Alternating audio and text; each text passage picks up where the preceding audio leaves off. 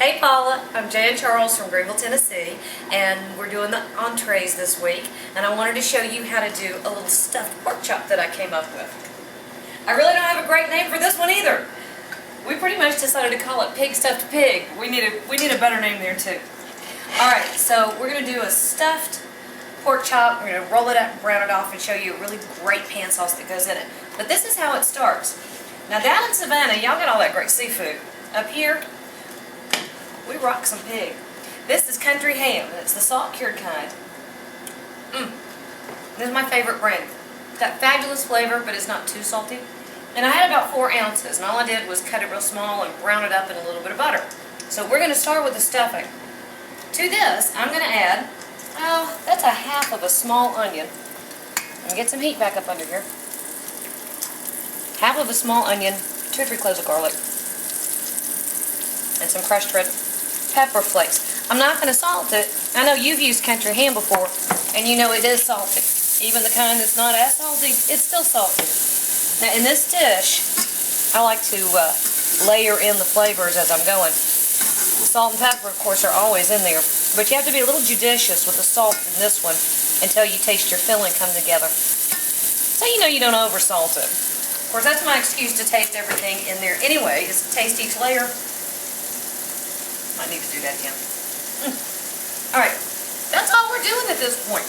All I'm going to do is sweat out that onion and garlic until it gets real fragrant and it gets a little bit translucent. And I'll come back and show you how to finish that up, make it the creamy goodness that it needs to be on the inside, and how to stuff the inside of those pork chops with it. Okay, here we go. I've got all the onions and the garlic and the country ham have all kind of come together. I gotta say, the fragrance is amazing. So we're taking an 8-ounce package of Philadelphia cream cheese. It goes right in the pot. The stuffing's almost done. I mean, it's really, really easy. All we're doing here is kind of bringing all that hammy, porky, lovely, you know, the good stuff. Bringing it all together. And you know what? It would have been a little easier if I'd had more cream cheese room temperature, but I didn't. Oh, but there it goes. See, I lost 10 seconds with that. See? I love that gooiness that happens. I think that's fabulous. And that's what's going to be inside our pork chops, which I've actually got ready to go over here. Now you can buy, of course, butterfly pork loin at any grocery store. I mean, Lord, tiny as Arteon is, we've even got it here. So it's not hard to find. However, I start with just a plain old pork loin chop. Cut it open, pound it out, butterfly it myself.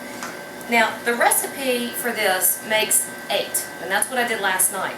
I have 4 of my own children, and I quite often feed my nieces and nephews. And when I put this one on the table, not a single one complained, not even the oldest, who is as picky as it gets. So I figured this one was a winner.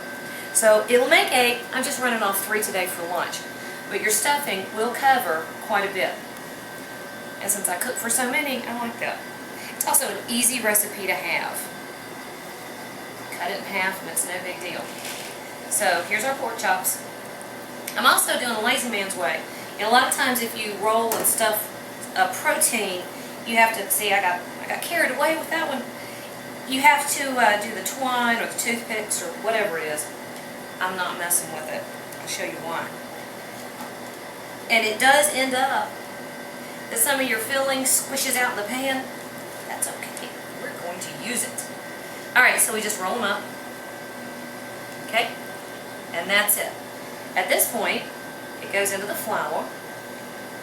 And I'm going to finish off these other 2, get my pan on the stove, and show you how to brown them up. Alright, here we go. I'm going to show you my lazy way of making this work without toothpicks. Okay, we're going to go seam side down into a couple tablespoons of olive oil and a couple tablespoons of butter. Now, we're going to brown this on each side. You go seam side down, and the muscle fiber in the meat will begin to, I don't know, what's it called when it seizes up and doesn't move anymore? That's what it does when it cuts. Take a pan lid, smaller than the pan you're cooking in. You want the steam to escape so it gets crusty on the outside, but you want to trap the heat, and you want to hold those puppies in place. That's it. They're going to get, actually you end up with a total of 3 sides when you do it this way. So each side is going to get 6 minutes or so. I'm going to flip it come back. If I can get my mouth to work, I'm gonna flip it and come back and show you how to make the pan sauce. Good grief. All right, we're brown. We got the whole golden brown delicious thing happening all over the place. Isn't that pretty? I love it, love it, love it. All right, so brown on all sides. Isn't that gorgeous? Love it. So we just pulled them out of the pan. You remember I said earlier it didn't matter if we lost a little bit of stuffing?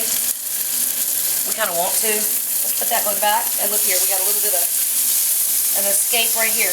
We're going to use that. Okay, so this is going to get covered with a little bit of foil. We're going to set this aside to do the whole carryover cooking and resting off thing. We're going to do our pan sauce real quick. So here's the other half of the onion that we put inside the stuffing, right in the pan. And with him is going to go a good bunch of thyme and some fresh rosemary. Now we're just going to let that have just a couple minutes. But real quick, wait, I forgot them! My little cherry tomatoes, and I cut them in half. Let everybody come in here together. Alright, so I'm going to do the whole translucent thing again. And I'll be back in just a second to show you how to start deglazing and finishing it up. Okay, I went ahead and deglazed with about a quarter cup of white wine, added about a cup of chicken broth, and I've let that kind of do its thing and all simmer together and reduce some. And now I am finishing it off with some butter. A little more butter. There we go. Now I also put just a touch of cornstarch in there. I think it's beautiful. I love how it gets glossy. I love how it helps the sauce to thicken. Just made a little slurry with a tablespoon or so of cornstarch and some more of the chicken broth. And now all we're doing here is letting that butter do its little glossy, gorgeous thingy that it does. Oh, the things that you do. Alright, we're done. We are ready. So we'll bring this over here. Now if you want to, you can strain this. Personally, I like the whole rustic thing, which I have noticed that rustic is when you call it when you want to be able to make a mess and get away with it. Alright, let me grab a spoon. Hang on a second. Here we go. Alright, so we've got our little pretties over here that have all rested up. And if you want to, go ahead and fish out those herbs. Frankly, I like them. I think they're pretty. And you know what I did? I told my children that if they get one in their dish, that they get to make a wish on it. So now I don't ever have to pull out the bay leaf or the rosemary or the thyme. I don't have to do any of that. There we go. That is our piggy stuffed pig. And it's our country ham and cream cheese stuffed pork loin chops. And I tell you, I got a sneaky bite. Let's come in here. Some sauce. Wow. Flavors are rich and intense, and it's creamy and caramelized and everything that you want. There you have it. East Tennessee on a plate.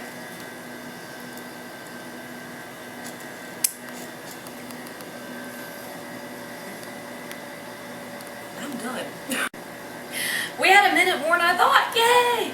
So I'm going to show you what it looks like on the inside. Alright, so we're going to take one of them right to the plate. And we're going to give him some sauce. You know, I gotta love the rustic thing. I can rock some rustic. Alright, so here we go. Like I said, all of the children liked this one. And I had 8 of them happy. Okay, wait a minute. The 6-month-old did not eat any. I have to say that. But look at that. Can you see it? That is exactly what you want because the pork is juicy and tender and that yummy, creamy goodness coming out of there with country ham. Yeah, that's the good stuff. This is one more bombshell.